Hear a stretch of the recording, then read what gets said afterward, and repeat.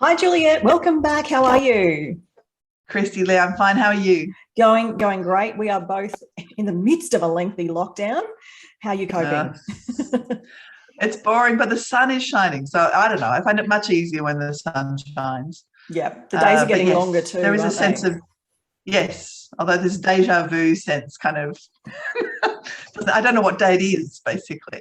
No, Yeah. no, I definitely know that feeling. It's weird because we were sharing, but we're both busy. It's not like we're, twiddling our thumbs, yet there is still this sense of Mm, Groundhog Day. And I was reading an article yeah. in a HR magazine yesterday about basically lockdown brain, that we all just lose it a little bit and we're a bit foggy and we forget things that we shouldn't. So it is normal. I think that's important to say. Yeah. So Which is good. I forgot to turn up to a meeting the other day just because I just didn't think it was that day. You know, I'm blaming lockdown brain. That'll yeah, do. yeah, Yeah, that's our excuse from now on in. Definitely. I think so. So today we're talking Um, about, this is a really good topic, I think, because mm, we're talking about team meetings today, and it's something that I know businesses and business owners particularly know they kind of need to do, but often they just get a bit lost in the whys and the hows and how to make it useful and mm, not just make it a total waste of time. Do you do a lot of work around this team meeting space with your clients? totally, yes. And I think this is one of those things, as you say, often they get avoided, or they start out with a team meeting that, and the way they ran it sort of 15 years ago, and they're still doing the same thing. Yeah. And I think sometimes just stopping and reflecting on just the really basic things. Why are we meeting? Yeah. And what's it about and who do we need and when should we have it and why? So I think maybe if we unpack some of that would be good. I think also at the moment, meetings have become so crucial because we're Yeah. not running into each other in the office. Yep. And there's none of that casual chat going on for so many teams. Yeah. And I think there's also, that we talk about hybrid and virtual teams. I think there are different issues around meetings for a hybrid model and for a virtual model. So I think there's lots we can talk about in terms of Yeah. meetings. I totally agree. Yeah. And, I was thinking when I'm working with a company and we've got issues with the team, so often when I first speak to the team, one of the things they're frustrated about is that there's no team meetings. And I think this is where Mm, we as bosses get confused because we kind of know what's happening. In our mind, it's all yeah. very clear and there's no need Yes. for a meeting often in our mind, but we forget that it's actually really important to our people because they want to know what's going on and they can't read our mind and they don't always know that something's changed in our mind, or they just want some reassurance that things, of where things are going. And I think we forget how important a regular team meeting is for our people in terms of just having some kind of forum for them to get together around what's happening and where we're going. I totally agree. When I worked out in the mining industry, they would have a toolbox meeting every morning at Mm, mine sites. yeah. So, or at the change of every shift, even, so there was a real understanding that you needed to actually get together and get on the same page about whatever was going on Yeah. and what needed to be achieved that day. So there would be a sense of handing over what had happened in the last shift, but also what are we trying to do in this shift? What's the Mm-hmm. goal? And I think that it's a great model. And often they were 10, 15-minute meetings. They weren't Yeah. huge ones. And I often advocate for teams to just start with a stand-up, Yep. so you don't have to all meet in a boardroom or anything. If you're all in the office, you just stand around and you might have something on the wall that's talking about what are our goals this week or whatever. But it's even if you just stand around and talk, it's a good thing to do. Yeah.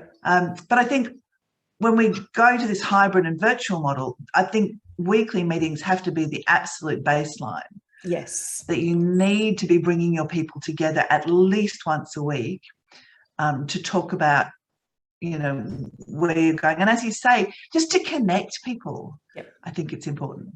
Yeah, look, I agree. I Yeah. think weekly meetings that's the golden time frame. And especially Mm, now when people aren't in the office and those other meetings aren't occurring, that daily huddle might not be a thing right now. Those yeah. weekly meetings, and I think you made a really good point. It does not have to be a lengthy meeting. And perhaps that's one of Mm, the resistance factors that, oh, I don't have a spare hour and a half to sit around and chat. It's not about that. It's about yeah. creating that point of connection. And I think for your weekly meetings, really having a strong reason and purpose to get together as well. It's not just about getting together and chatting. Have an agenda, have a reason that you're getting together. I think that's really important, because I'm not a fan of having meetings about meetings about meetings. So I get really frustrated with corporate structure for that reason. But a weekly team meeting is critical, I think. I totally agree. And I think there's real benefit in terms of keeping people engaged. I think there's real benefit in getting people involved in the running of that meeting. So even if you're passing around the chairing of that meeting each week, I think that's a really good thing to do, because it gets everybody focused on A, watching how their peers chair the meeting, and B, thinking, what am I going to do and how am I going to make this work? And so there is a real sense of involvement there. And it's something you can do virtually or in person. You don't have to be in the room. But I think it really does. And if you have a sort of set agenda, but then with some leeway after you've covered off the main things for whoever's chairing to bring up anything they want or to introduce something new, I think that also keeps everybody engaged, because there's a real challenge around what do I want the team to be doing, rather than just going through the motions. Yeah, so true. I think one of the things that every weekly meeting should do is talk about how last week went. So a bit of a recap in terms of the wins and the challenges that we faced as a whole, and even individual departments. And what's the big goal for this week? What are we working on? And it doesn't have to be a massive, war and peace style goal. It can be really granular, but just getting everyone laser focused that that's what this week is all about, I think is a really good, starting point for all the meetings. And getting people involved can happen in so many different ways. I mean, you can have a really simple structure where each team member or each department has a couple of minutes to say, this is what we're working on, or this is what this is a challenge we're facing. Can we workshop it? Or, we did this big project, we met the deadline, whatever it is, just to share a win or a challenge, I think can be another valuable way to get people involved. So you can really make it work however it works for your business, but it is around that sense of what's the objective and how can we involve everyone in this process? I think yes, absolutely. And I think I worked with a team a couple of years ago where we introduced bringing, and we could have 3 wins at the meeting. So you needed to get your win in if you wanted it to be talked about. And it was great, because people started speaking up about their win, because if you were the 4th person to speak up, your win didn't get talked about this week. Oh, that's good. So they started the meeting with, what are our 3 wins? And you needed to be in there, sort of representing your team or whatever you were doing as part of the team. And it was good, because everybody was engaged, and it got people there on time too. If they had something to say and share, they wanted to be there to do it. So I think that was good.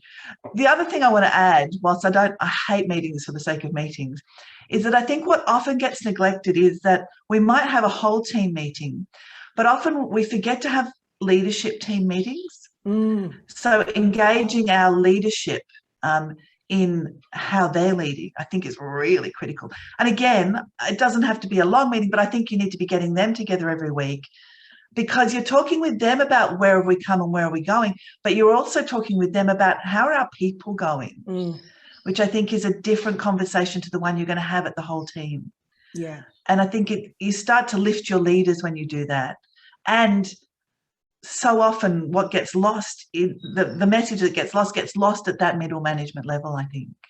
That's so true. I think, and you and I talk a lot about the lack of investment we make when we bring someone into a leadership role in the actual leadership skill set. And having a leadership meeting is just one way to invest a little bit of time in helping to guide our leadership team, and helping them to connect and share as well in terms of what they're noticing, because they see things, particularly at that middle management level. They see the things that we might not see in the people, some, little changes in behavior, things that are, not a big deal right now, but they're going to see it before we do, and helping them not only identify those things, but then help them manage that, and get, whether it's getting someone back on track or just learning how to notice and communicate, that's part of their development. So this is a way we can really help develop our leaders as well. Totally agree. Yes. And I think that, and that's what we're trying to do, isn't it? Is lift our leaders up so that they can do more and more of that leadership. And it's going to be that level of leadership that will influence and change behavior.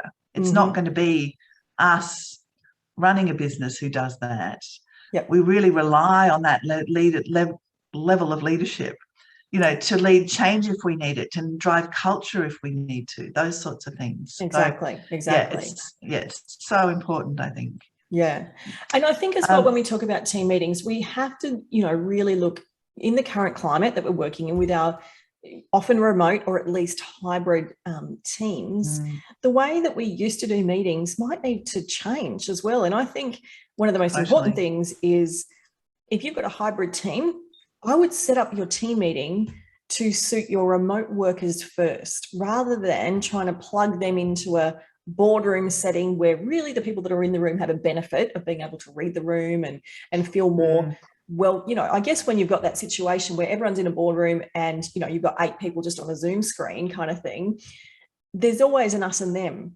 And I encourage businesses to flip that and make it about the remote workers first. And that might mean everyone dialing in, whether you're at home or whether you're in the office, from your desk into Zoom, instead of having some people in the boardroom, some people dialing in. Make it more consistent, so everyone's dialing into the Zoom room, and then there's no us and them. It really removes that element. But I think you've really got to find a way to make it work for your remote or hybrid team, so that those that are not in the office don't feel left out or disadvantaged.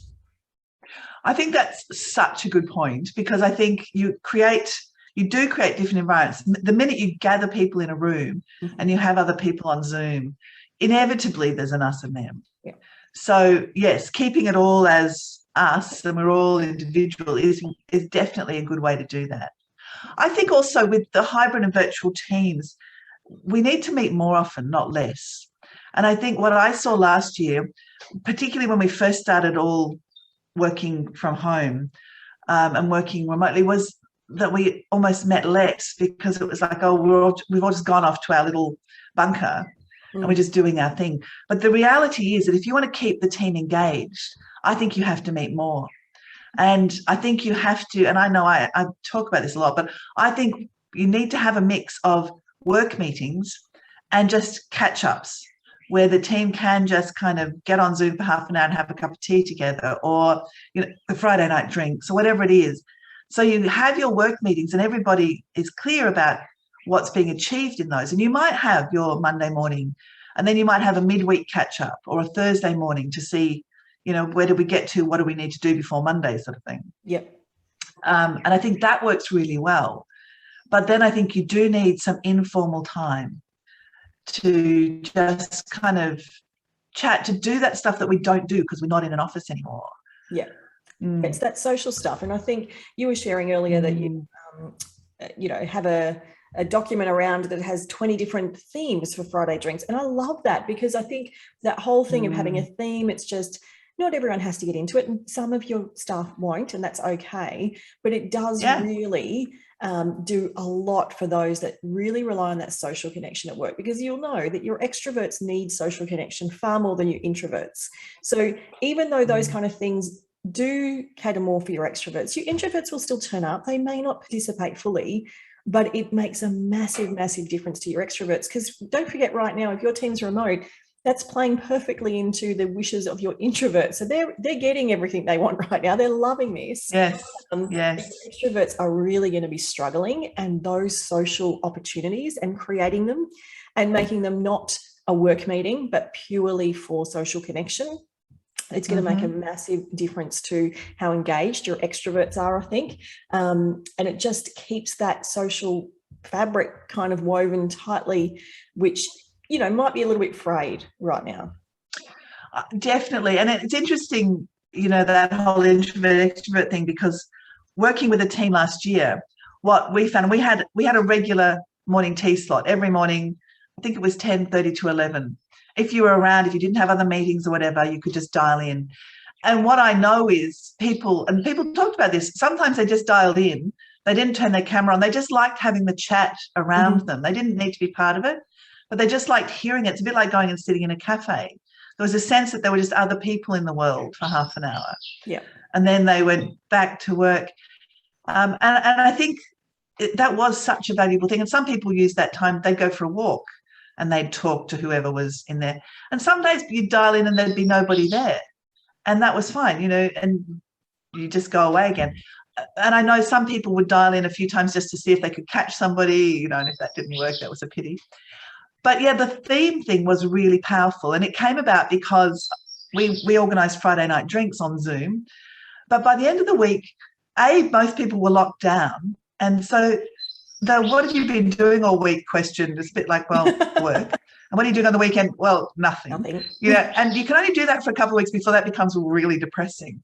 So that's why the themes came along, so we could actually think about something else, be somewhere else. But also it worked because we shared some stuff about ourselves. And again, you know, normally you walk into an office on a Monday morning and how's your weekend?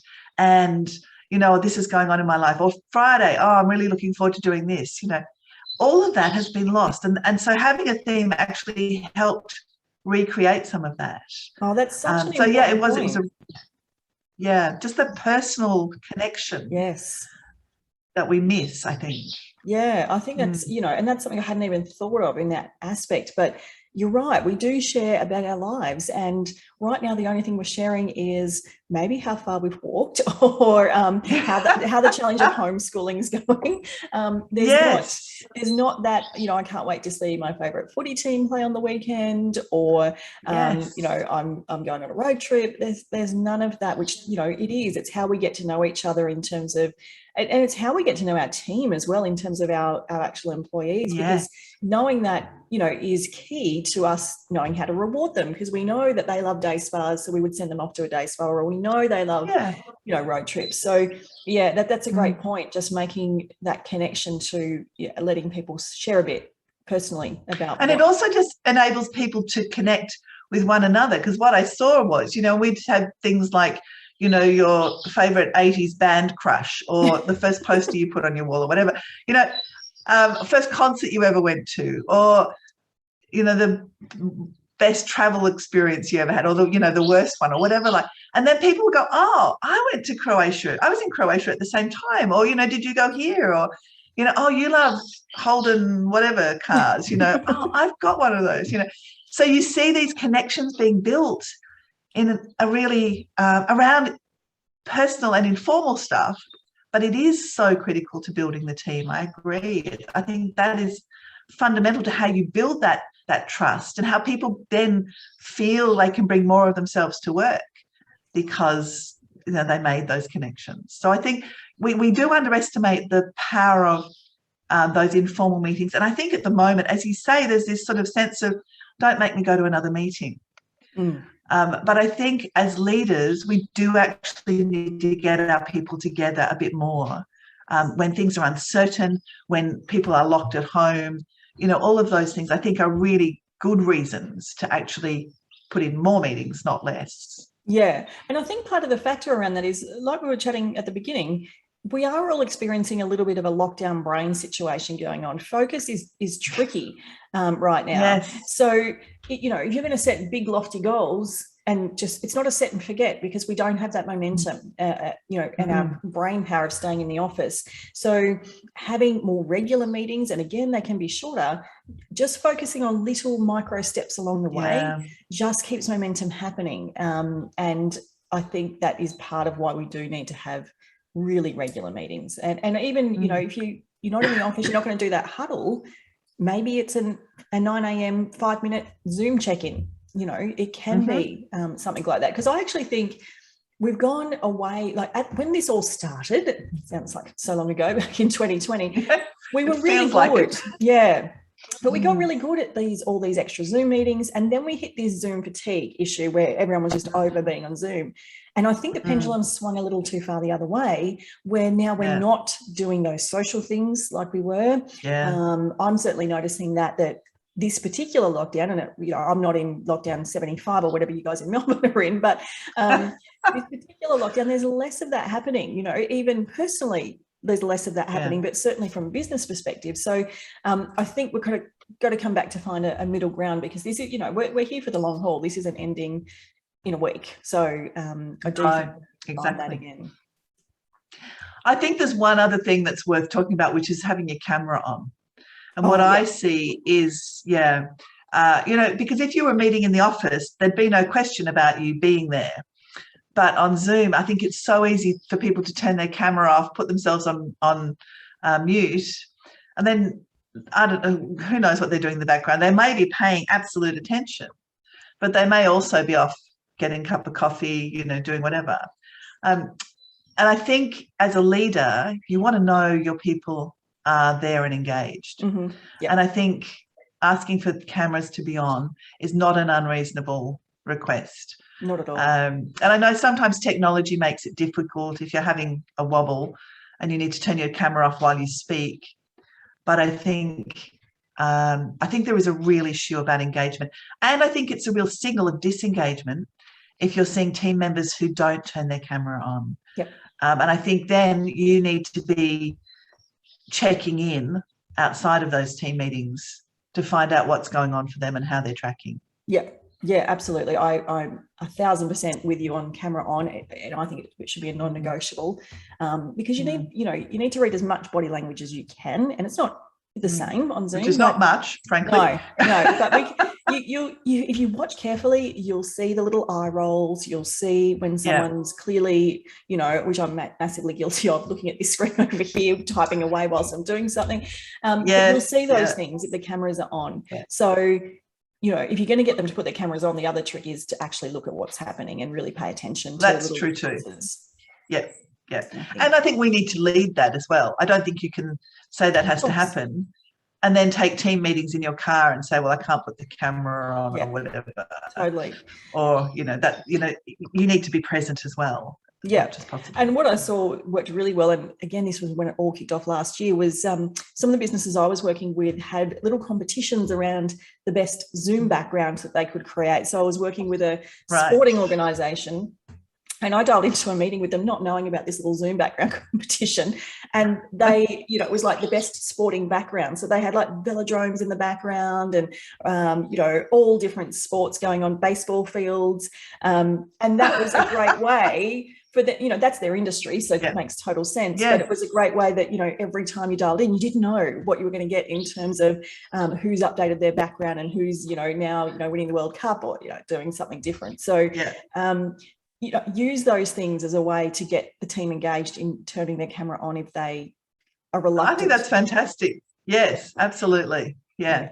So, and just so that they're focused on something slightly different as well. And again, they get that connection. Yep. So it has a whole lot of benefits to it. Yeah, exactly. Okay, so let's recap. There's a few different types of meetings that we're recommending. We're recommending definitely at least a weekly proper team meeting, formal team meeting, if you like. We're definitely recommending leadership team meetings for your leadership team if your business is at that size. Some social connection meetings, and then other, I guess, check-in type meetings. Have I captured them all? I think I have. Yes, I think so. Yes, that's exactly right.